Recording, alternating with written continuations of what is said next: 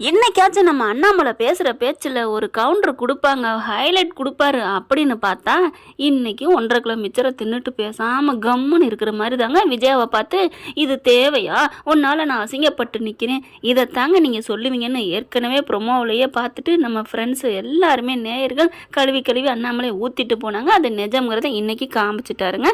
அன்பான இனி உறவுகளுக்கு நம்ம வீடியோக்குள்ளே போகிறதுக்கு முன்னாடி உங்கள் பொண்ணான கையால் ஒரு லைக்கை போட்டு சப்ஸ்கிரைப் பண்ணி நம்ம சேனலுக்கு ஒரு ஆதரவு கொடுங்க ஃப்ரெண்ட். இப்போ பார்த்தீங்கன்னா மீனா எல்லாரும் பேசல வாயை மூடிட்டு இருக்குங்க. மீனானா இந்த பொம்பளைக்கு என்னதான் அப்படி ஒரு தொக்குன்னு தெரியலங்க.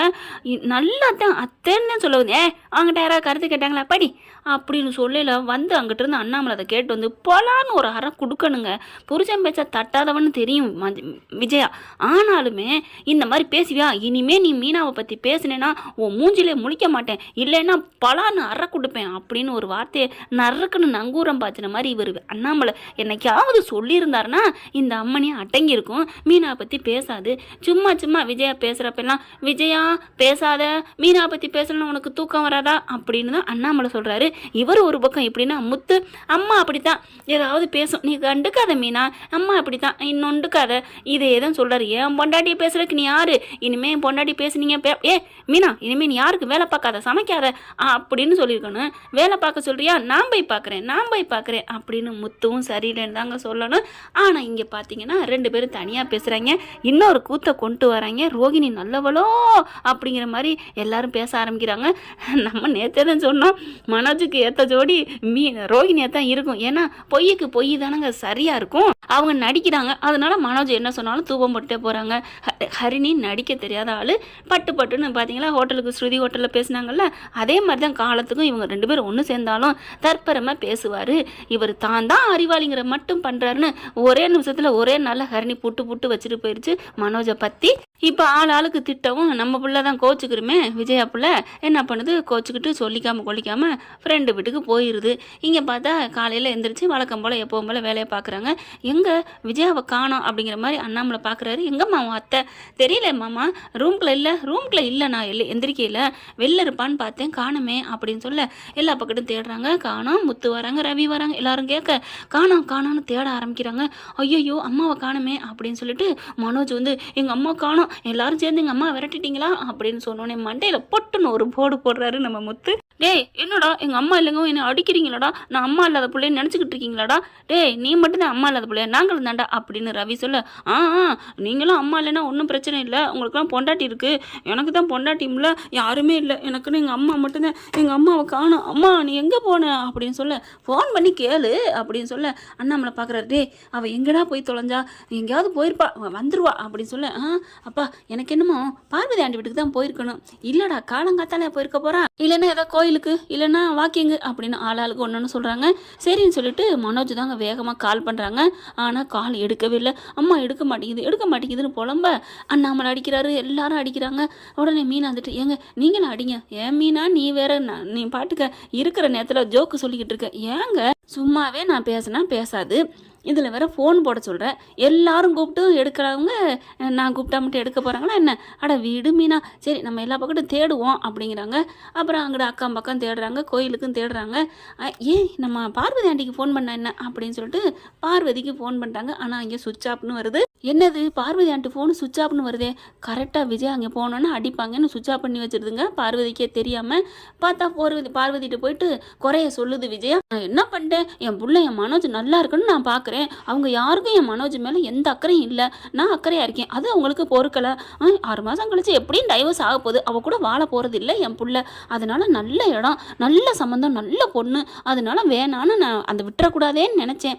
உடனே பார்வதி பார்க்குது, ஏன் விஜயா உன் மனசாட்சியை தொட்டு சொல்லு, நல்ல இடம் நல்ல பொண்ணுங்கிறக்காக மட்டுமா நீ அந்த பொண்ணை கட்டிக்க பார்க்குற, ஏன் பார்வதி நீ என்ன அப்படி பேசுகிற, எனக்கு அந்த பொண்ணை ரொம்ப பிடிச்சிச்சு அதனால தான் அந்த பொண்ணு ஒரு சும்மா சாதாரண மிடில் கிளாஸ் ட்ரெஸ் போட்டு ஒரு வாடகை வீட்டில் இருந்துட்டு சின்னதாக ஒரு 5000 10,000 வேலைக்கு போயிட்டுருக்க வர்ற பொண்ணாக இருந்தா நீ ஏற்றுப்பியா அப்படின்னு சொன்ன கையோடு அப்படியே விஜயா இறங்க பார்க்குது. சொல்லு விஜயா சொல்லு, அது வந்து உன்னால் சொல்ல முடியல பேச்சுக்கு கூட நான் அவளை ஏற்றுக்கிறேன் அப்படின்னு சொல்ல வாய் வல்லையில். அப்போ உன் வாய் மனசு அப்படியே உன் உடம்பு பூரா காசு பணம் துட்டு மணின்னு இருக்கிற, அதனால அந்த சம்மந்தம் போகக்கூடாதுன்னு அப்படியே பொய் மேலே பொய் ஃப்ராடு மேலே ஃப்ராடு பண்ணுற. அப்போ உனக்கும் அந்த ரோகிணிக்கு என்ன வித்தியாசம், என்ன பார்வதி, நீ அவங்கள மாதிரியே பேசுற? நான் கரெக்டாக தான் சொல்கிறேன். நீ பேசுறது பண்ணுறது எல்லாமே தப்பு விஜயா. நீ இதில் வேற கோச்சிட்டு வந்திருக்கியா? நீ கிளம்பு அப்படின்னு சொல்ல, அதெல்லாம் நான் போக மாட்டேன். என்னை ரொம்ப பேசிவிட்டாங்க. என்ன பேசுனாங்க? நான் என்னை பொய் சொன்னேன்னு என்ன சொன்னாங்க. நீ சொன்னது பொய் தானே? இல்லை பார்வதி, நான் உண்மையை மறைச்சேன். மறைச்சாலும் பொய் தான். என்ன எனக்கு இன்னும் ஃபோன் அடிக்காமல் இருக்காங்க. உன்னை காணோம்னு சொல்லி எனக்கு தானே அடிப்பாங்க. அது அந்த அளவுக்கு இருக்கிறாங்க. என்னை பற்றி பார்த்துக்கிட்டியா? இப்போ பார்த்துக்கிட்டியா அப்படி சொல்ல, உனக்கும் ஃபோன் வரலையா? எங்கே உன் ஃபோனை கொடு, விடு அப்படின்னு சொல்லி பறிக்க பார்த்தா 50 பேர்ட்டும் மிஸ் காலாக வந்து கிடக்கு. என்ன விஜயா, 50 பேர் மிஸ் கால் பண்ணியிருக்காங்க, நீ ஏன் எடுக்காமல் இருக்க அப்படின்னு சொல்ல, விடு நான் வேணுக்கிட்டு தான் எடுக்கல அப்படின்னு விஜயா சொல்லுது. நீ சும்மா இரு, நான் அடிக்கிறேன் அப்படின்னு சொல்லி ஃபோன் அடிக்க, நீ சும்மா இருக்கிறியான்னு 2 அடிச்சுக்கிட்டு இருக்கேல. முத்து என்ன பண்ணுறாங்க, எல்லா இடமும் தேடிட்டு வந்துட்டு, இப்போ என்ன பண்ணலாம், பேசாமல் பார்வதி ஆண்டி வீட்டுக்கு போயிடுவோமா அப்படின்னு சொல்ல, அண்ணாமலை பார்க்குறாரு. இல்லடா இருக்கட்டும்டா, எவ்வளோ நாளைக்கு இருப்பா, வரட்டும் அப்படி சொல்ல. அப்பா அப்படிலாம் சொல்லாதப்பா, அம்மா இல்லைன்னா நீ உன்னால் இருக்க முடியாதுப்பா. அடங்கொய்யால டே முத்து, நீ இந்த அளவுக்கு நல்லவனாடா? நீ நல்லவன் தான், இல்லைன்னு சொல்லலை. இந்த அளவுக்கு என்ன சொல்கிறது தெரியல போங்க. அப்பா அம்மா இல்லாமல் இருக்க முடியாதுன்னு சொல்லிட்டு ரொம்ப கேரிங் பண்ணுறாரா, அதனால் அவன் சொல்கிறான். இப்போ என்ன பண்ணுறாங்கன்னா, சரி மறுபடியும் அம்மாவுக்கு ஃபோன் அடிப்போம் அப்படின்னு முத்து அடிக்கிறாங்க. அட்டன் ஆகுது. ஹே, என் ஃபோன் அம்மா எடுத்துட்டாங்க. அப்படியே ஒரு ஃபோன் எடுத்ததுக்கெலாம் துடிக்கிறாருங்க நம்ம புள்ள. ஃபோன் எடுத்து, அம்மா எங்கேம்மா இருக்கீங்க? நீங்கள் பார்வதி ஆண்டி வீட்டிலான்னு இருக்கீங்க அப்படின்னு சொல்ல, நான் பார்வதி ஆண்டி தான்ப்பா பேசுகிறேன். ஓ ஆண்டி நீங்களா அப்படின்னு சொல்ல, எல்லாரும் வந்து நிற்கிறாங்க. என்னாச்சு அப்படின்னு சொல்லிட்டு, ஏன் ஃபோன் எடுக்கல அம்மா? அவள் வேணுக்குன்னு தான்ப்பா எடுக்காமல் இருக்கா. அப்போ இந்த ஃபோன் எடுத்தது நீங்கள் தானே? ஆமாப்பா. அப்போ உங்கள் ஃபோன் ஏன் ஆண்டி சுவிட்ச் ஆஃப்னு வருது? என் ஃபோனு சுவிட்ச் ஆஃப்னு வருதா? இல்லையே அப்படின்னு ஃபோனை தேடுறாங்க. என் ஃபோனையும் காணுமே. ஓ இந்த இருக்குது அப்படின்னு சார்ஜர் இடத்துல இருக்குங்க. போய் பார்க்குறாங்க, சுவிட்ச் ஆஃபில் தான்ப்பா இருக்குது அப்படின்னு. அப்புறம் ஆன் பண்ணி பார்க்குறாங்க, ஃபுல்லாக தான் சார்ஜ் இருக்குது. எப்படி சுவிட்ச் ஆஃப் பண்ணுச்சு அப்படின்னு விஜயாவை முறைச்சி பார்க்க, என்ன விஜயா நீ தான் பண்ணியா? அது என்ன, உன் ஃபோனு சுவிட்ச் ஆஃப் பண்ண கூட அதுக்கும் நான் தான் காரணமா? இங்கே பாரு விஜயா, என் ஃபோனு பாரு 80% சார்ஜ் இருக்குது. எப்படி சுவிட்ச் ஆஃப் ஆகும்? அது கீழே விழுந்திருக்கும். கீழே விழுந்தா கீழே கிடக்கணும் அப்படின்னு மாற்றிக்கி பேச, இங்கே பாரு என்னெல்லாம் விடு, என்னெல்லாம் இழுக்காதீங்க அப்படின்னு சொல்லல. ஆண்டி விடுங்க, எல்லாம் எங்களுக்கு தெரியுது, அம்மா அங்கே தானே இருக்காங்க, பரவாயில்ல இருக்கட்டும் அப்படின்னு சொல்ல, பாத்தியா பார்வதி என்னை இருக்கட்டும் சொல்கிறாங்க. ஃபோனை டப்புன்னு வச்சிடுறாங்க. பாத்தியா என் மேலே யாருக்குமே அக்கறை இல்லை, அதனால தான் நான் போக மாட்டேன்னு சொல்கிறேன். நாங்கெல்லாம் போகலை, நான் இங்கே இருக்கேன் அப்படின்னு சொல்லிட்டு ஓவராக பேச, பார்த்தா பேசிக்கிட்டே இருக்காங்க. ஒரு அரை மணி நேரத்தில் டக்குன்னு வந்து எல்லாம் நிற்கிதுங்க. மனோஜ், மீனா, ரோகிணி எல்லாருமே, அதாவது ரோகிணி இல்லைங்க, நம்ம ஸ்ருதி, ரவி, முத்து எல்லாமே வர்றாங்க. அண்ணாமலை மட்டும் வரலங்க. அவள் பண்ண தப்புக்கு நான் வரமாட்டேன்னு இருந்துடுறாரு. பரவாயில்ல, கொஞ்சம் தலை காட்டுறாருன்னு தான் சொல்லலாம், நிற்கிறாருன்னு. வேகமாக மனோஜ் மட்டும் அம்மான்னு வந்து கட்டி பிடிக்கிறாரு. ஏம்மா இப்படி என்னை விட்டுட்டு வந்து, நாங்கள் யாருமே இல்லாத இருக்கேன், ஆனாத மாதிரி இருக்கேம்மா. இல்லைடா நான் என்னடா பண்ணுவேன், என்னை தான் அப்பா அப்படி பேசிட்டார்ல. முத்து பார்க்குறாங்க. அப்பா பேசினாரா? என்ன பேசினாரு? நீ பொய் புழுகுனேன்னு பேசினார்ல. நான் அப்போ நீங்கள் பேசுனதுக்கு பேர் என்ன? பொய் புழுகாமல் உண்மை புழுகுனீங்களா அப்படின்னு சொல்ல, பார்வதி பார்க்குது. விஜயா நீ பண்ணது தப்பு, எல்லா பிள்ளைகளும் வந்திருக்குதுங்க, இந்த மாதிரி பிள்ளைங்க வர கொடுத்து வச்சிருக்கணும், கிளம்பு. நீ ஏதோ ஒரு முன் ஜென்மத்தில் புண்ணியம் பண்ணியிருக்கம்மா, அதனால தான் உன் பிள்ளைங்க இன்னமும் நிற்கிறாங்க, கிளம்பு. நான் பாரு ஏதோ ஒரு ஜென்மத்தில் பாவம் பண்ணியிருக்கேன், தனியாக யாரும் இல்லாமல் கிடக்கிறேன், போ விஜயா. ஏன் பார்வதி, உன் வீட்டுக்கு நான் இங்கே வந்திருக்கேங்கிறக்காண்டி என்னை விரட்டுறியா? என்னடி இப்படி நீ இப்படி பேசிட்டு இருக்கச்சே விஜயா, நீ இப்படி பேசுவேன்னு நான் நினைக்கவே இல்லை. என்ன நீ புரிஞ்சுக்கிட்டது இவ்வளோதானா? இத்தனை வருஷம் ஃப்ரெண்ட்ஸுக்கு இதுதான் அர்த்தமா அப்படின்னு சொல்லிட்டு இருக்கேல. மனோஜ், அம்மா வாமா, நீ இல்லாமல் என்னால் இருக்க முடியலம்மா. அத்தை வாங்கத்த. ஏய் போடி, எல்லாம் உன்னால தாண்டி. அப்படியே முத்து பார்க்குறாரு. அதுக்கு பார்வதி நல்லா கொடுத்து கழட்டுது. என்ன விஜயா பேசுகிற? எல்லாம் நடந்ததுக்கு மீனாவை ஏன் இப்படி காரணம் சொல்கிற? அவள் என்ன அப்படி பண்ணா? அவள் ஏதாவது சம்மந்தம் இருக்கா இதில்? அவளுக்கு இதுக்கு எந்த சம்மந்தம் இல்லை. இருந்தாலும் அவளை போய் சொல்கிற. அவள் அமெரிக்காக்காரியை பார்த்து அவள் ரோகிணி இப்படி பேசியிருக்கா, அதுக்கு ரோகிணி ஒரு விதத்தில் காரணம் சொல்லு.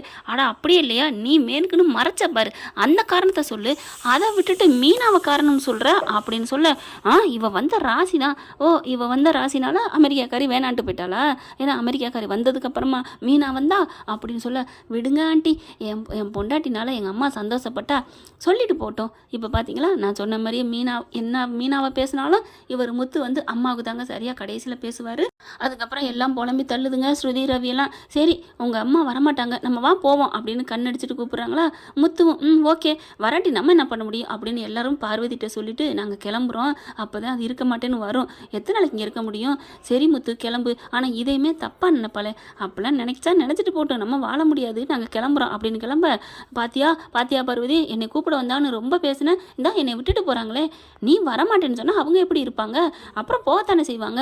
மனோஜ் உடனே, அம்மா நான் போக மாட்டேம்மா, நான் இங்கே தான்மா இருப்பேன், நீ வந்தால் நான் போவேன், இல்லைன்னா இங்கே தான் இருப்பேன். பாத்தியா பார்வதி, பாத்தியா என் மேலே உண்மையான பாசம் வச்சுருக்கிறது என் புள்ள மட்டும்தான். சரிடி அப்படியே வச்சுக்க, உன் பிள்ளைக்காவது போ அப்படின்னு சொல்ல மனோஜ் பார்க்குறாரு. அம்மா அம்மா எனக்காக வாமா அப்படின்னு சொல்ல, இதுக விட்டால் நம்மளை விட்டுட்டு போயிருங்க போல இருக்கே, அதெல்லாம் முடியாது, நம்ம போகணும், அப்புறம் அந்த மீனாவே நாட்டாமல் பண்ணிடுவா, நம்ம மனோஜை ஜாக்கிட்டுட்டு கிளம்ப வேண்டியதான். கூப்பிடையில் போகலன்னு சொல்லிட்டு இப்போ போனால் எதுவும் சொல்லுவாங்களோ, சரி பரவாயில்ல, அதான் மனோஜ் கூப்பிட்றான்ல, சரி மனோஜ் உனக்காக வர்றேன், நீ இல்லாமல் என்னால் இருக்க முடியலடா வர்றேன் அப்படிங்கிற, வாமா வாமா இதுதாம்மா என் அம்மாங்கிறது அப்படின்னு கையை பிடிச்சி கூப்பிட்றாங்க. அதுக்கப்புறம் பார்வதி நான் கிளம்புறேன், என் மனோஜுக்காக போகிறேன். சரிம்மா கிளம்பு அப்படிங்கிறாங்க. நீ பார்த்துக்கிட்டியா பார்வதி, அந்த முத்து நல்லவன் சொன்னியே, மீனா நல்லவன் சொன்னில, போயிட்டாங்க பார்த்தியா அப்படின்னு சொல்ல, போயிட்டாங்களா நீ வாசலை பாரு அப்படின்னு சொல்ல, எல்லாரும் அங்கேயே உட்காந்துருக்காங்க. என்ன எல்லாரும் உட்காந்துருக்காங்க, நீ இல்லாமல் போக மாட்டேன்னு உட்காந்துருக்கா விஜயா, நீ இன்னும் அவங்கள புரிஞ்சுக்கல, என்கிட்ட சொல்லிட்டு தான் போனாங்க, எப்படி இருந்தாலும் அம்மா வரணும், வராமல் போக மாட்டேன்னு உட்காந்துருக்காங்க, இப்போவாது போதுமா புரிஞ்சுக்கிட்டியா அப்படிங்கிறாங்க.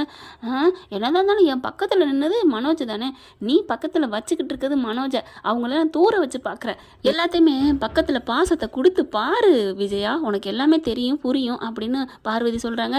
பார்வதி இல்லைங்க, இந்த உலகத்தில் இருக்க கடவுள், அந்த கடவுள் பார்வதி, இந்த உலகத்தில் இருக்கவங்க எல்லாரும் வந்து சொன்னாலும் சரி, விஜயாவோட பணத்தாசையும் குறையாது, மனோஜ் மேலே மட்டும் வச்சிருக்கிற கண்மூடித்தனமான பாசமும் குறையவே குறையாதுங்க.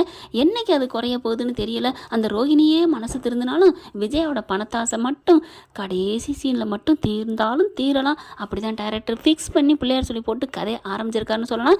ஓகே ஃப்ரெண்ட், பார்க்கலாம் என்ன நடக்க போகுதுன்னு. இந்த பற்றி உங்களுக்கு பிடிச்சிருந்துச்சுன்னா உங்கள் பொண்ணான கையில் லைக்கை போட்டு சப்ஸ்கிரைப் பண்ணிடுங்க. Thank you friends. இந்த வீடியோ உங்களுக்கு பிடிச்சிருந்தா தயவு செய்து லைக் பண்ணுங்க. இன்னும் அப்டேட்ஸ்க்காக சேனலை சப்ஸ்கிரைப் பண்ண மறக்காதீங்க. நம்ம கிட்ட இருக்க எல்லா சேனல்ஸோட லேட்டஸ்ட் வீடியோ அப்டேட்ஸ்க்காக மேல ரைட் சைட்ல காட்டுற லிங்கை கிளிக் பண்ணி வாட்ஸ்அப் குரூப்ல ஜாயின் பண்ணுங்க. உங்களிடம் விடைபெறுவது நான் உங்கள் மெஹர்.